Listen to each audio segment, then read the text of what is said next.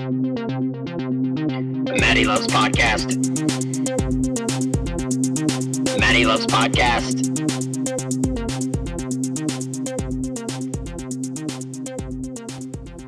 Welcome back to another episode of Matty Loves Podcast. I'm your host, Matt D. Simone. Join with me for this episode is Nick DeCicco. Nick, how's it going, bud? Hey, it's going good. So this episode is kind of potpourri. We're kind of going to be just jumping all over the place, talking about a bunch of different things. Last time we were together, we talked a bit about the newest installment of Independence Day, and we also talked about Warcraft and got a little bit more into, just kind of where everything is in the film as far as money-wise and getting a little more in-depth into the characters and the lore, exactly. But I just showed you the trailer for Miss Peregrine's School for Peculiar Children. And I was telling you that it kind of was like, it reminded me a lot of like, it was like a fantastical X-Men. X-Men, Professor X's School for Peculiar Children. Yeah, but it's run by a lady who can turn into a bird. Yeah. Pretty cool looking trailer. It's Vesper Lynn. Yeah. She's running the school, so... It's definitely a pretty cool trailer. Something that, look out for. It comes out, I think it's on September 30th. So not too far down the line. But yeah, I could definitely see it as a low-rent X-Men without the comic. Right, it's like Tim Burton's X-Men. Yeah. Because it is an X-Men film. When it started, I thought it was like the trailer for the new Alice in Wonderland film that I thought was about to come out. And then I realized, oh, wait. That already came out. That already came out. Yeah, that's came and went. So, anyway, I was, so we have that film. I mean, there's a lot of stuff, we could talk about here. I know that we had spoke off podcast about some of the Star Wars comic books and how we have Darth Vader, which is arguably the best series out of all of the ongoings, which is pretty much only two, Star Wars and Star Wars. Or Star Wars and Star Wars. Star Wars and Star Wars Vader. Star Wars, Darth Vader, and Star Wars. And I mean, Star Wars is very good, written by Jason Aaron. But I've thought that Kieran Gillen's Darth Vader has just been exceptional. And recently finding out that issue 25, which comes out, I think, is it next month? Either next month or the month after. It's either going to be July, August, or... I think September is actually the last... I think it's September. But anyway, yeah, like, I'm bummed out, man. And I don't understand why. And you said that they're trying to milk it for all it's worth. I think that they're trying to milk it for all it's worth in the right way. Because they have so much going on right now. It was a huge investment for Disney to do. Sure. And, for them to go full hardcore into this, they also own Marvel. So just an easy meld of, Marvel Comics and bringing in Star Wars back to the comics. Well, I think if they do another Vader comic, they shouldn't start out and be like, Darth Vader Volume 2, Issue 1. They should just keep it going. 26. Yeah, 26, Just keep, suspend it for a year or whatever, but then have it come back for around, like, issue 26. So do you think they're going to do an announcement at Star Wars Celebration over in England? About the comics? See, that's one thing that, like, surprised me when we were talking about the Star Wars Celebration, which the both of us will be attending next year. I mean, they got 3 days over there. I'm like, how many days or how much can they dedicate to just comic books, other than like an hour? Well, don't forget there are different panels going on at the same time. There's main stage, there's stage B, stage C. Typically, that's how conventions are. So, like, at San Diego Comic-Con, when they do all the big announcements, they have Marvel stage. They have Disney stage, which is Marvel, Star Wars, Lucasfilm. And then they have Universal stage. So all the stages are going on. everything's got their thing going on. Some people share the same stage. Sometimes it's Universal and Disney at the same time, but usually not them. But like Legendary Pictures and Sony, like they'll have their thing going on, whatever. Okay. So we'll get different things, and of course there's all the side panels, for the things that are not as huge a moneymaker, like comic books. They're good, but they're not like right. Sure. Digital is of course still helping them make more money. Yeah, absolutely. But print is sadly a dying medium. It's a necessary. It's necessary. Yeah. We got So I'm looking at my list coming up here. We're reaching the early portion of July, and it's Darth Vader 22 is the next. So you have 22 in July, 23 in August, 24 in September. So October. Or 20. Well, no. Yeah, 22 end of June, 23, 24. Yeah, so September is going to be the final issue. Is going to be the final issue. So, wow. I'm looking kind of at my comic book list coming up for the next week, and it's big one. No, actually, small one. Yeah, I'm looking over at the stuff I'm getting from Marvel outside of Darth Vader. No, I don't think I've ever asked you. Do you go to a specific store? I do. Yeah, I go to a comic shop. Right here. Yeah. I've gone to it since the day I moved down here in 2014. That's your comic shop. That's my shop. That's a comic shop. Well, I watched Aaron do all his video blogs about the weekly comics that they post every week on Bleeding Cool, so when I realized that was the shop that was right around the corner from my apartment, yeah, dude, absolutely. I've been around here, to the different places and whatnot, but right away they were just immediately like, Well, those guys are awesome. When I used to work at the Hobby Spot and we did conventions here, I chit-chatted with them all the time at conventions, especially OTCC and MegaCon. Right. We saw them there, so of course they were a local shop. We talked to them about what to do to help the business that we were currently in get into the comic world and become more of a comic entity here in Orlando, because there are plenty. Well, one of the main things that is very important with any comics shop, for me, is thinking, all right, let's say I go a year without reading anything. Yeah. I want to walk into a shop and be able to ask not just the person behind the desk, but every employee there, what's happening? What's going on? Tell me what I should be reading. And everyone there, they read, somebody there reads something. Yeah. Like you can get advice on mostly everything, and not to mention the fact that they make sure to read, the main titles before they work that day or that morning, reading them. Or while they're there. While they're there, yeah, so that they can... Well, I think at my shop, we had our go-to guy. Now there's two at Hudson's Comics, formerly the Hobby Spot. And I myself, I read frequently at work, at home, not so much. I had other books to read, school stuff to do. So, video games is more or less the thing that took over my life. Right. Well, one of the bonuses of working in a store is for free, digitally, because they have the, store code or whatever. So or we would have our store copy that we would, Oh, sure. look over. Yeah, I think I could loan myself, if I had, the time, man, God, I would love to work in a shop just to be helpful, Yeah. And not be the type of person to be like, hey, don't read that, but be like, well, it's not my thing, but here's why, like you could tell them why. It's not just like, I read it, I didn't like it. Right, exactly. Like, oh, it's stupid, you read this. Unicorns in there. Right. I remember when I first came down here, I went to a shop, not the one that you used to work into, but another one that's kind of predominant down here in the Orlando area. When I walked in there, and there was a book that I didn't pick up. I'll never forget it. It was a Winter Soldier miniseries that came out like 2 years ago, and it was a part of the Marvel, the second wave of Marvel Now, I think, or the whatever they did after after Marvel now. I can't remember what it was. But anyway, yeah, I went in there to, I was getting a back issue of Uncanny X-Men, actually, that I couldn't believe that they had, and I paid way too much for it.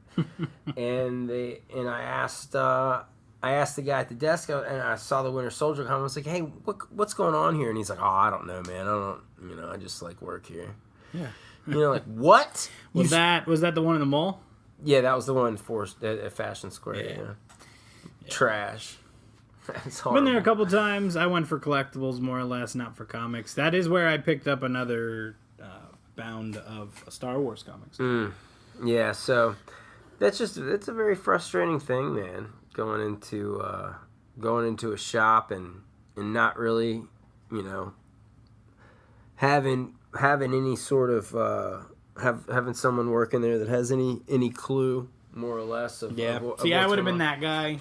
I would have known just from conversations with the customers. Well, that's the key thing. Now, you got to ask. Don't just tell me, oh, I don't know. Yeah. Because, even if I'm not reading Usagi Yojimbo, I'm going to ask if the book's good for the people that buy it, because that's a book that I've always wanted.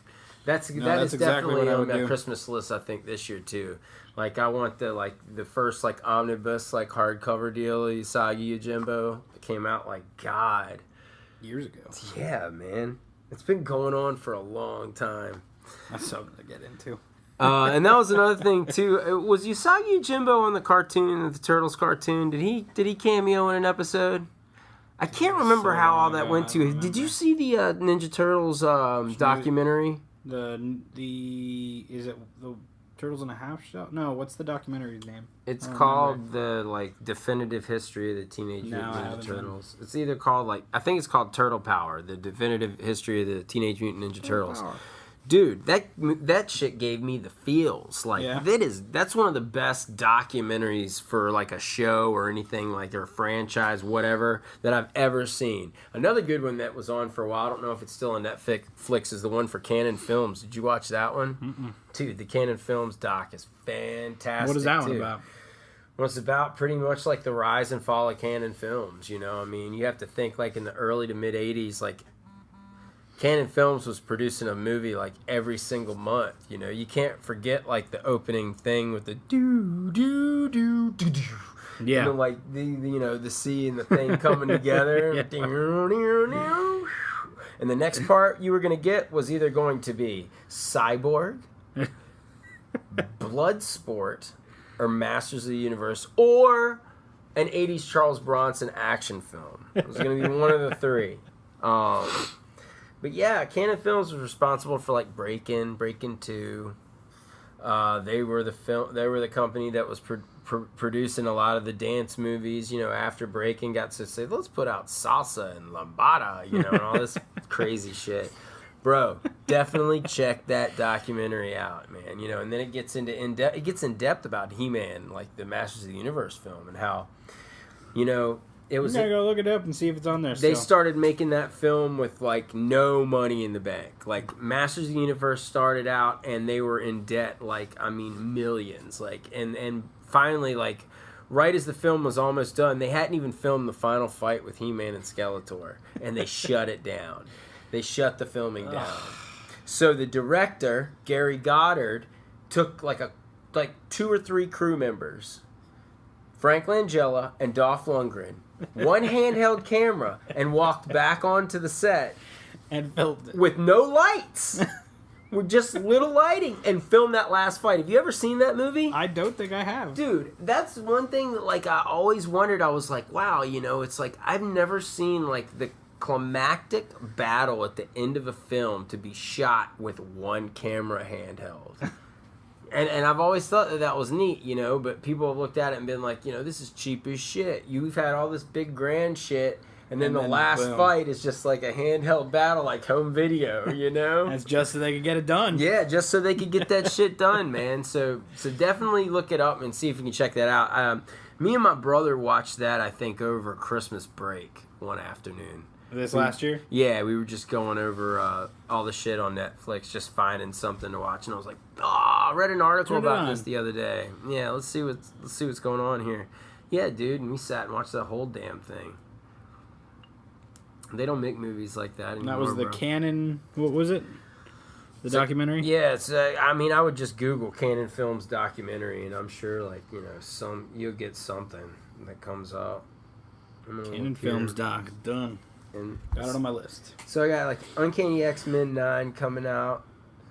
Here we're at the end of June, and this episode is going to be probably, I would say, well, this episode's the next week. So yeah, I'm not too far off here. Yeah. I always hate like recording an episode and then not posting it for like 2 weeks because I feel like maybe we talked about something. Well, this is going to be the last day of the. Oh yeah, the anniversary week. That's right. As far as Image Comics goes, the fun thing that comes out is going to be Jupiter's Legacy Volume 2, which is written by Mark Millar and drawn by Frank Quitely. Plutona 5 of 5 finally comes out too, which I'm glad. Basically, Plutona is a story about what would happen if you live in a world of heroes and you're just walking in the woods one day with a couple friends that, like, you know, are like, of course there's a kid here that no one likes, you know, and half of them are tagging along, and you're like, go away, I'm doing my own shit, you know, and then you come across the body of a dead superhero in the middle of the woods that's been missing for a couple of days, you know. It's like, what do, you know? All right. Which is pretty interesting. See what else I got. DC this week doesn't look like I've got much cooking. Dark Knight 3 Master Race 5 comes out, but not hardcover, and I'm getting all the hardcovers there. Yeah. What a rip. So I'm saving all my love for when they all come out. It's an 8-parter, so I'm halfway there. Nice. Yeah, I don't have anything coming out from DC, so bro, I think I've only got like 2 books I'm getting this week. Now that's what I'm saying now, and then I'm gonna walk into Hell World, you know, yeah. Well, no, of just like 5 comic books that aren't on the like comics. See, I was going by the previews list that came out every week, but that was wrong. Yeah. Every week it was wrong. Yeah, we noticed that a lot. And I didn't understand, like, how in the hell are you posting this shit? It's wrong. So now I've been going through comicslist.com, and they here recently have been wrong. So I don't know what the hell's going on. Too much information from the all gather. Yeah, but hey, I mean, I get my Uncanny X-Men this week, which is like the book is just going good. No, it's not. No, like I don't understand. Like I've talked on the podcast before about how the X-Men have been just totally like subverted because of like Hollywood and everything. Which is fine. Yeah. But there's no trace of, like, classic X-Men anywhere in any of the books. And, I mean, I like Extraordinary X-Men, okay, written by Jeff Lemire. Like, I mean, he can write about a mop, and it'll be interesting. He's writing Plutona. He also writes Plutona. Okay. I was talking about. But anyway, he's writing that, and that's, I mean, I'm Extraordinary X-Men just went through, like, they're doing, like, or I think they still are doing this, like, you know, Apocalypse War thing, which, God, I hope it ends soon. Because it's crossing over into all the books, and I'm just reading Extraordinary and Uncanny just because, like, you know, it's just... Just because. Just because, man, like, they're spread out. I have every single issue of Uncanny X-Men since 1981. You know, so I'm kind of just getting that book just as a completist. Yeah. Just because you kind of have to at this point. Right. And Uncanny X-Men right now, the team consists of, like, Sabretooth, Magneto, Monet St. Clair, Phantom X, which is kind of a cool reason to be reading this book, because do you know who Phantom X is? Not a clue. All right, so Phantom X is oh my gosh, he's a part of like the Weapon X program. Okay.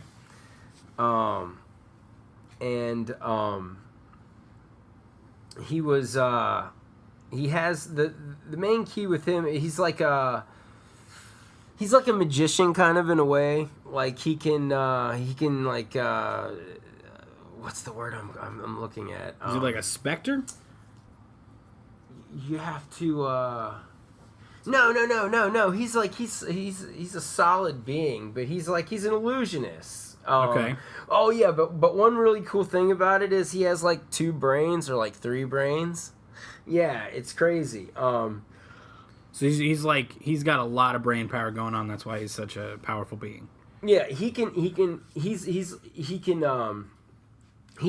telepathy or holograms to project like illusions. But he also has Eva, which is an external nervous system.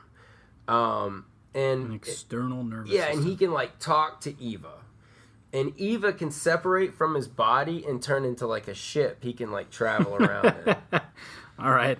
That sounds pretty awesome. Yeah, here, I found it here. Phantom X contains 3 brains that are used for parallel and independent thinking as well as nanoactive blood. The nanites in his brain prohibit him from believing in anything greater than himself, such as gods or any supernatural beings. He also maintains an internal backup nervous system which can be engaged if Eva is damaged. However, this system is less complex than Eva and does not allow Phantom X to see colors. Throw that in there. So basically, like, bringing yeah, flowers so like Phantom X is kind of sort of like Gladiator. Okay. Like when he goes into a battle, there's no way he can lose. It's pretty awesome. And that's something you need. Yeah. So he was introduced in this newest run. Yeah, actually, I think Phantom X, and this is going to be a shocker, but Phantom X was created by Grant Morrison. So, okay. Yeah, so it makes a little more sense, knowing that he is a character. Driving force behind it. All right. Right, exactly. So anyway, yeah, he's an experiment from the Weapon Plus program. When he explained when Morrison first gave us the Weapon Plus like reveal, we find out that Wolverine wasn't Weapon X, he was Weapon 10. There were 9 more before him. Yeah, things that just go bump in the night. I know, man. I know, and I think Wade Wilson was Weapon 13. I could be wrong and be thinking about something completely different. But anyway, yeah, so that's your X-Men team right now. Basically, more or less, it's all bad guys. Yeah.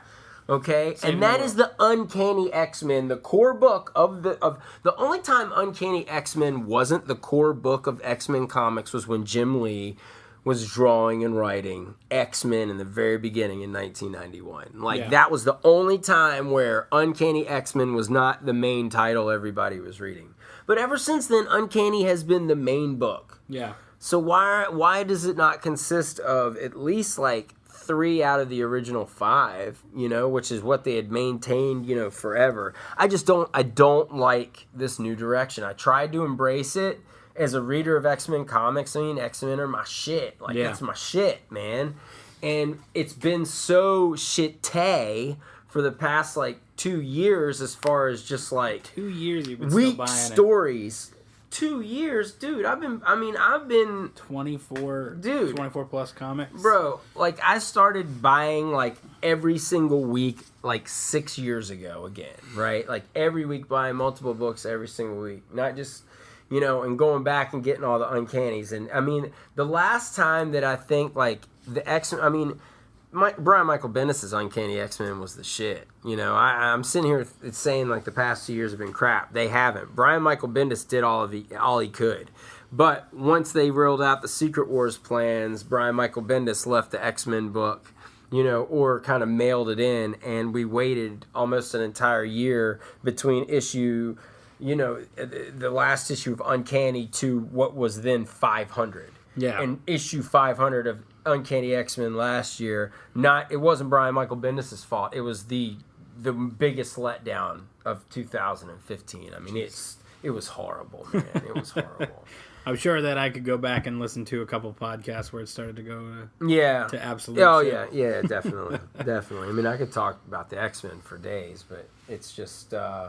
yeah, you know, I spoke. I know a few episodes back we talked about X-Men Apocalypse in depth. Did you end up seeing that movie? Yeah, I saw it roughly about the same time you did. We just didn't really catch up until our recording, and then we had Star Wars. Right. Oh yeah, the Rogue One podcast. And then it was kind of like in between. We're like, yeah, it was good, this and that, but not too much.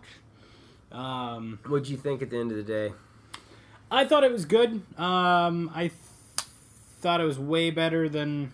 Did you get what I said about the last half hour? I know I've said that a bunch of times. Last half hour, 45 minutes were definitely solid, where bro. The movie shined. Absolutely. Man. I mean, I thoroughly enjoyed the finale of Apocalypse to the point to where, looking back on it, you really don't even need the first hour and a half. Yeah, you know, it was more or less establishing Cyclops and love interest. And it wasn't that I checked out. You know, I didn't check out. However, I wish that a movie like Avengers 2 would have done that. Yeah, because you know, I mean, I just don't. You know, Avengers 2 once that buzz wore off. Yeah, and I went back and watched it because the first 2 times I saw it, I was like, "This is good. I like this." I love James Spader though, so I think the Spader effect kind of took over. But going back and watching it again right before Civil War came out, I was just like, when is this movie done? Yeah, man. I mean, when Spader first comes out, as Iron Man, Cyborg Iron Man, I'm like, shoot his ass! What are you doing? Yeah. Majolanor his ass. Mjolnir, whatever. Mjolnir. Meow meow. Yeah. I mean, chuck it. Yo, you know what just came to mind right now real quick as we're just totally going to jump somewhere else? Oh, this is potpourri, dude. You get to do that. Have you heard anything about Ernest Cline's new book? No, dude, I have not. I haven't heard any announcements. Have they announced it? It's been a while since we've talked about Ernest Cline on here. I'm actually currently right now just going to try and see if I can find any news. Well, while you're looking for that, I'm going to go ahead and talk about the most amazing news from Ready Player One film adaptation. What's that? John Williams scoring the piece. Oh, yeah. Of course. John Williams scoring it is cool. Dude, he has 8, right now, at his age, over the next few years, he has 8 movies he is scoring. Is scoring. We have Ready Player One, Indiana Jones 5, of course, Star Wars. He's got so many other movies coming out that he's scoring for. The day he dies, I think music dies with him. Movie music. Oh, the classic score. Yes. Well, at least for a while. I think the only person who we're can... We're all gonna just compare everyone else to John Williams. Yeah. You know? We're gonna do that anyway. Well, we have... I never pronounce this guy's name right. Michael Giacchino? The guy who did the music for Incredibles. He's done music for all over the place. Okay. And then, of course, we have Hans Zimmer, who's ridiculously good. Right. So there's definitely people who could take his place, but he's John Williams. Mm-hmm. That's gonna be hard, man. That's gonna be. If there's ever Star Wars without John Williams, it's got to be someone good to take over. Take John Williams' themes, that Rey's theme. It's got to build, man. Well, that's what I said when I first heard the soundtrack, when I listened to it all day for episode 7 before I saw the movie. When I heard Rey's theme, I didn't look up. When I listened to it the first, that whole day, I didn't look at any of the track titles except for I could guess what the, Scherzer for X-Wing was. Yeah. I knew that.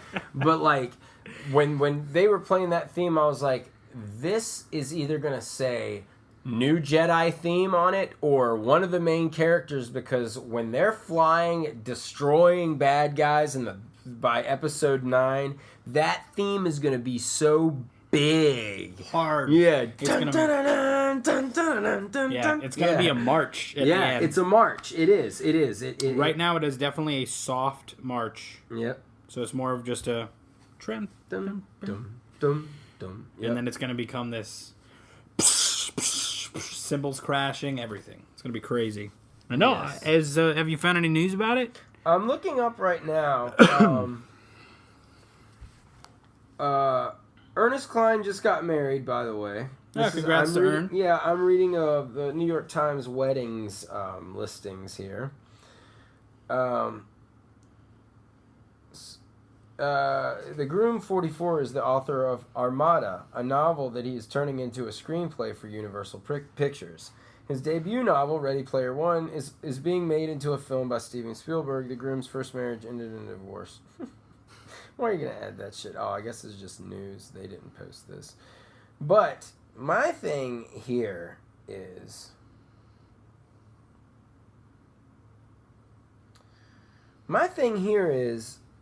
Is he going to be doing, I'm going to write a novel, and then I'm going to write the screenplay. And I'm going to write another novel, and then I'm going to write the screenplay. Might I say... Because he signed a new deal last year.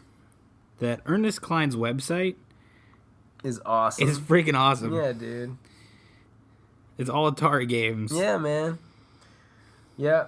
And going back to the Ready Player One soundtrack, you've got John Williams doing it, but you also have to throw some Rush in that piece, bro. He did Fanboys? Yeah, dude. I had no idea. That's why I have that movie. That's why I own that idea. Film. Yeah, but I guarantee you that the product that we got, the finished product, is nowhere near what Ernest Cline had originally attempted for that film. Yeah. Because I think Fanboys as a movie is complete trash. But if you watch it and know the history of the movie, you know why. I had no idea he did that. Yep.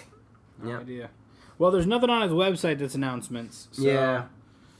So, but it said there, that announcement in that article, which was, last week, it said, he's currently adapting Armada into a screenplay. Oh, yeah, that one. Did you read Armada? I did.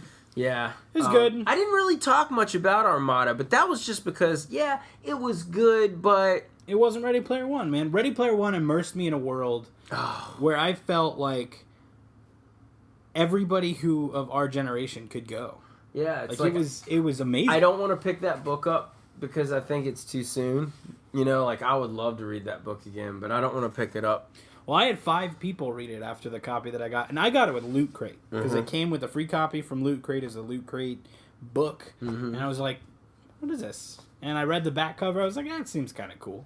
I looked up was it the some hardcover? reviews. No, it was a soft cover. It's that one, but it's the one without a barcode on the back. Wow. And I read it, and I couldn't put it down. Yeah, at all. I read it in like 2 days. When he finds the coin on top of the Miss Pac-Man machine, dude, and he's like, "What is this for?" Well, I don't need it here. And he just puts it in his pocket. And he can't take it back out. I was like, "Oh, dude." So what up? Yeah, man. Oh, man. So at the end, that finale, the movie is not going to do that book justice. Like, it can't. Like, our imagination blew up because of that book. Because there's so much stuff in one scene at the end with the robo-suits. They have to have Rush. Rush has to sign for which the I'm film. sure they're going to be fine with. Yeah, they got to have that music in there. I'm trying to think of a few other themes that... Like, the rights, it's a good thing Spielberg's directing this. Yeah, absolutely. Because we're going to have a DeLorean. Even though that is this film Universal, or is it... I don't know. I don't... Sony? No, it's got to be Universal. I'm pretty sure it's Universal. But they did show the picture of the car. The kid in the car. Oh, did they? I haven't even seen that yet. Yeah, it's Ernest Cline and him in the car. It's the what is it? The Ecto.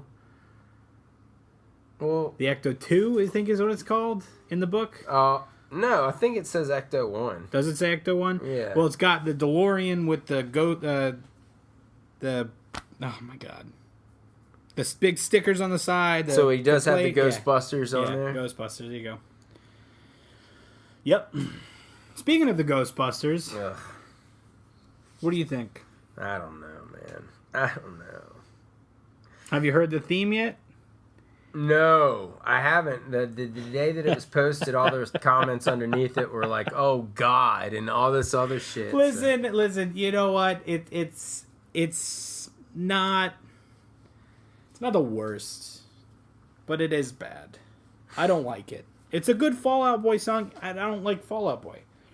Like, it's not my thing. Their first couple albums were awesome, but not. It's good. It's not great. It could have been so much more. And Missy Elliott, like, what? Come on. She's featured on it. Oh, hey, man. I'm not. I did not even try. When I saw that, I got a text from my buddy Jarrell. He was like, "Hey, man, have you heard the theme for Fall Out Boy that Ghostbusters? The theme Ghostbusters did that they did?" I was like, "Nope, sure didn't." He's like, "It's awful." I was like, "Yeah, sounds. I mean, just telling me that right now sounds like it." It's not, like I said, it's not the worst thing in the world, but it's definitely not good. Warner Brothers, yeah, I thought Warner Brothers was doing it. There you go. Yeah, so this is and this is a big deal too, because I think this is the film that first film Spielberg's done for Warner Brothers, if I'm not mistaken. I have no idea. One of the first, because he was tied to Warner Paramount. Brothers does own a lot of that material. Well, good. I don't think we're gonna get Spider-Man's robot. But they might change it around to where he'll be in like the Megazord or something like that, Yeah. See, that's the problem, is there's so many things that, that have to be signed off on, like what are we going to get and what are we not going to get. But it's Spielberg, man. His worst movies are still good. Like, it's Spielberg. And it's Ernest Cline. Ready Player One, like I said, it invoked a whole new world for me. I think that T.J. Miller's going to play Holiday. I think that's... They say he's signed to an unnamed character. Yeah. He's going to be... Well, he said that he's a troll, an internet troll. No, it said here. It was like, he joined the class to play an unnamed role. Originally, rumors had started to spread that he would be taking on the role of IROC. Yeah. But instead, he will be taking on an unnamed role.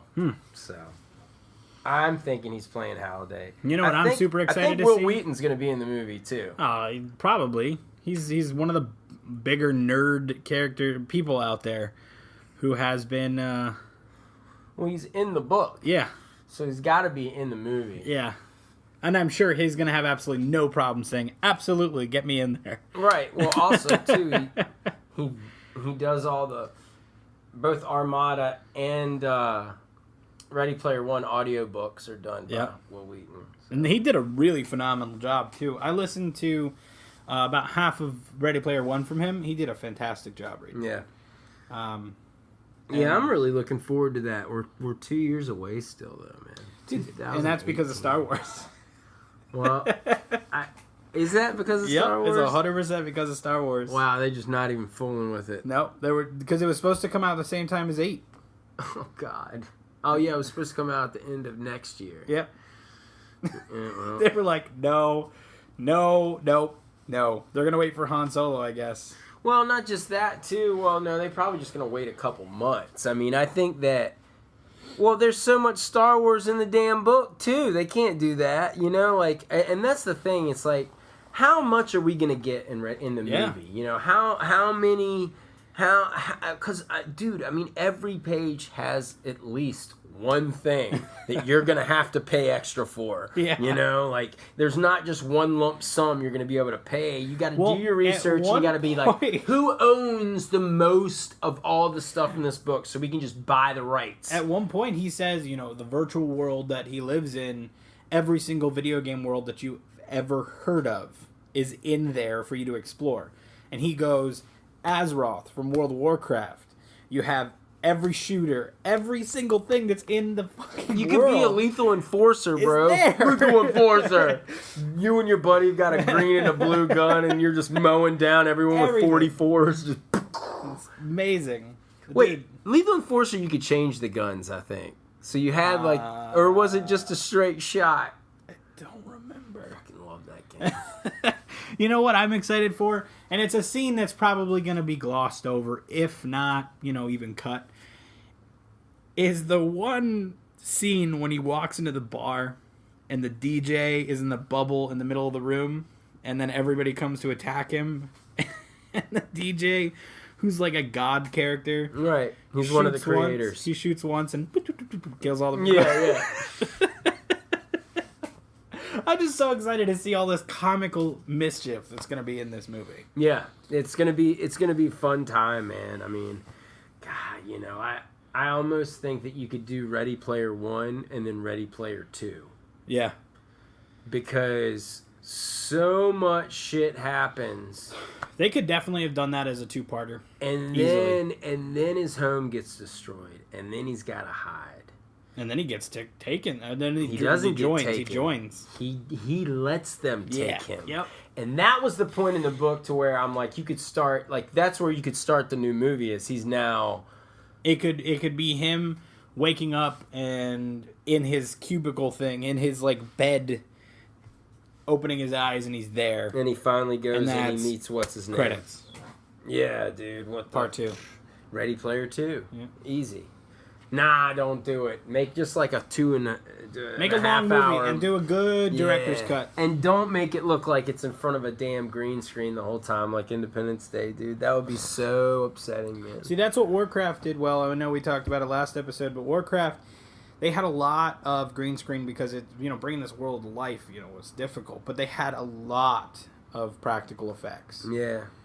Yeah, no, that's what I'm saying. Like, for one, if you've got a movie that's consisting of mainly, like, CGI characters, then the fact that the background and everything is CGI, like, it makes more sense. And they do a really good job of... like meshing the humans and the CGI to where it all looks like it just works. It works. Yep. It works better than I mean, it works just as well as like, the Lord of the Rings films. Because that, to me, I think was probably like that's the pinnacle. The pinnacle of, man, wow. This and shit not real. Not The Hobbit. I never saw that. It's good. But it wasn't Lord of the Rings like he went for the more of the CGI. Hey, I can get away with this because it's easier. Right. Yeah. I didn't read the books growing up either, so that. I read Hobbit. I read The Hobbit when I was younger, but other than that, I didn't read too much more of that. I remember watching the cartoon. My buddies did, or whatever, like The Hobbit. It was on like Disney Channel or some shit like that. But I always got The Hobbit mixed up with the Dark Crystal for some reason. Oh my god, the Dark Crystal. Yeah, but anyway, dude, this Potpourri edition, and we've gotten through it. We've got a lot in there. Yeah, we did. What did we cover? We covered comic books. Talked a little X-Men comics. Talked some Star Wars, of course. We talked about Miss Peregrine's School for Yes, we did.